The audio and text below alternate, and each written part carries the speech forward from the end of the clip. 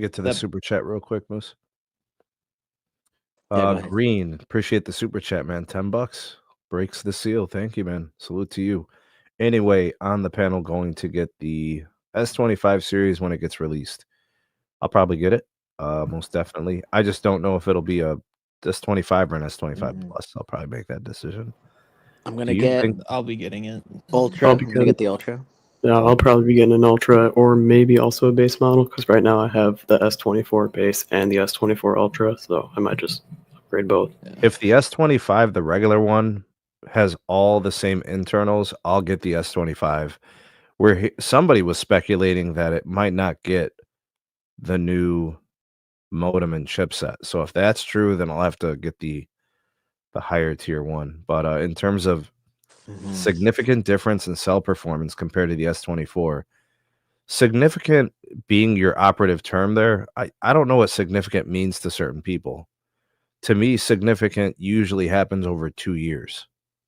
Yeah, we're not seeing these year-over-year generational improvements like we were when between like the 20 and the 21 and the 22.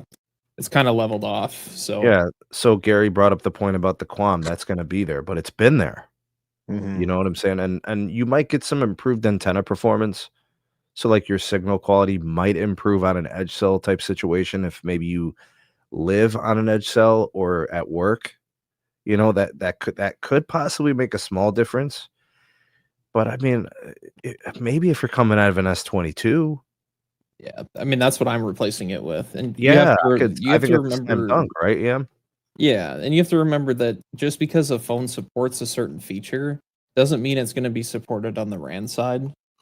So Depends on the carrier, depends on the vendor. There's a lot of things.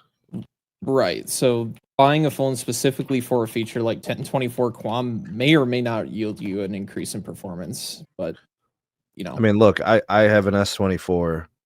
I'm still on 3 carrier aggregation on Dish. You know, like, so I'm not connecting to any additional carriers. Sometimes it's only 2 carriers, you know. And also, the other thing that Samsung is notoriously known for is that only the Ultra series gets the latest Wi-Fi chip, right? Hopefully that changes this year, right? Because Wi-Fi 7 is now starting to become more mainstream, more in the everyday modem. I mean, we saw it at CES. They came out, Asus came out with a AI Wi-Fi 7 router, right? There's some budget ones that Walmart has for $100 Wi-Fi 7, right? So from TP-Link. So there's definitely, opportunities to upgrade not just the cellular connectivity, but the Wi-Fi capability.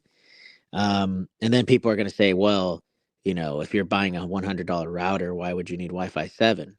Well, it's to future-proof all the different advancements that are happening with Wi-Fi 7, right? And also, it's a less noisier channel. Everybody has 2.4. Everybody has 5 gigahertz, right?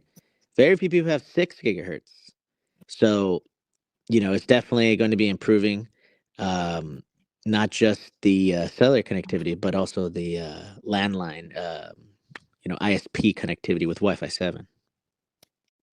not that it's going to happen, but just because you brought up TP-Link, there's a there's a non-zero chance that company also receives some sort of government scrutiny, like being banned. That's been a conversation in the cybersecurity space as of recently. So for anybody considering TP-Link, just know that that's happening. Right. There is some security concerns with TP-Link, and I completely agree that they need to be investigated. Yep. Yeah. Not saying like it's going to, just because you brought up the brand, people are aware.